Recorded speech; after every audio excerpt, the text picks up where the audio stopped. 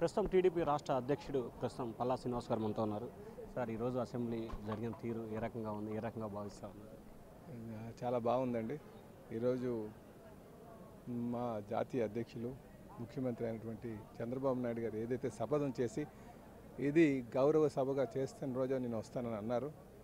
ఆయన ఆ రోజు చేసినటువంటి శపథానికి నిజంగా ఆయన పడినటువంటి ఆవేదనకి ఏదైతే జగన్మోహన్ రెడ్డి గారి ప్రజా వ్యతిరేక విధానాలతో ఒక నియంత పోకడిలా ప్రజాస్వామ్య విలువను కాలు రాస్తూ ఆయన ఇష్టానుసారం వెళ్తూ ప్రతిపక్ష నేతల్ని అణగవేస్తూ వాళ్ళ మీద దాడులు చేస్తూ ప్రత్యర్థులు కాకుండా శత్రువులుగా చూసినటువంటి తరుణంలో ఈరోజు ఈ ప్రజలు అద్భుతమైన తీర్పు ఇచ్చారు. ఈరోజు యావత్ భారతదేశంలో ఉన్నటువంటి భారత జాతి గౌరవించేటట్టుగా ఇచ్చారు ఈ తీర్పు చూస్తే. నిజంగా ఈ సందర్భంగా నేను ఆంధ్ర ప్రజలందరికీ కూడా మేము మనస్ఫూర్తిగా ధన్యవాదాలు తెలియజేస్తున్నాం.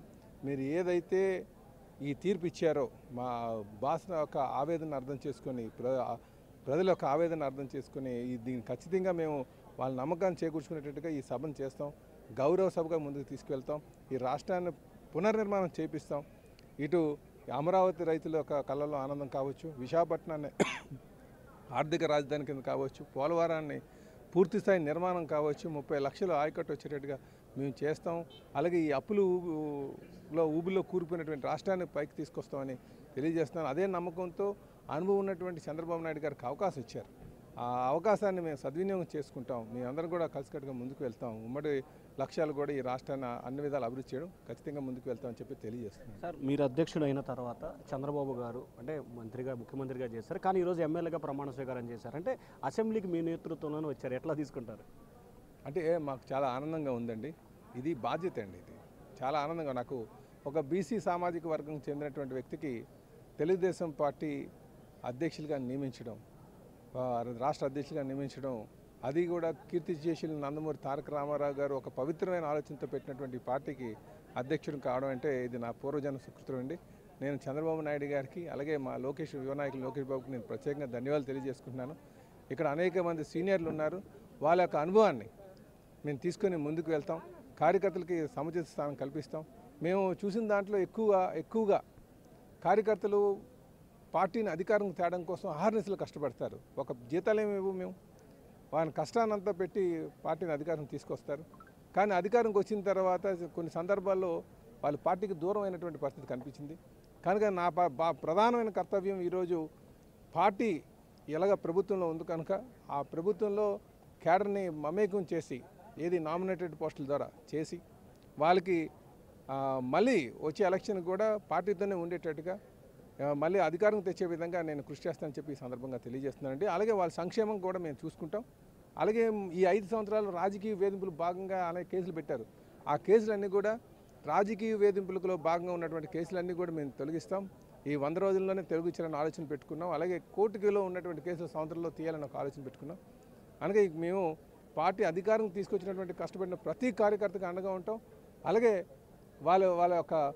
వాళ్ళకి ఏ అవసరం ఉన్నా నేను నా ఒక అధ్యక్షుడిగా నా అందుబాటులో ఉంటానని చెప్పి మీ ద్వారా నేను అందరికీ తెలియజేస్తున్నాను. ఫైనల్గా కేవలం పట్టుమని 5 నిమిషాల్లో జగన్మోహన్ రెడ్డి వెళ్ళటం జరిగింది. పైగా నిన్న కౌరవ సభకి వెళ్ళటం అవసరం అన్నారు, ఎట్లా తీసుకోవాలి?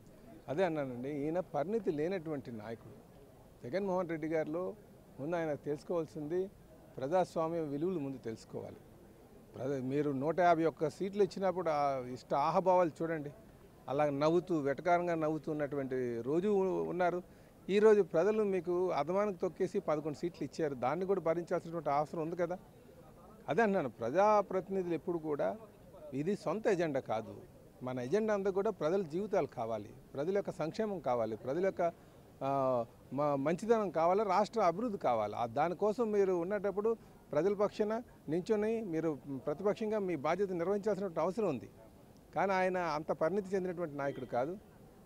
బంధుత్వాలు ఉన్న వ్యక్తి కూడా కాదు మీరు గత చరిత్ర చూసుకుంటే.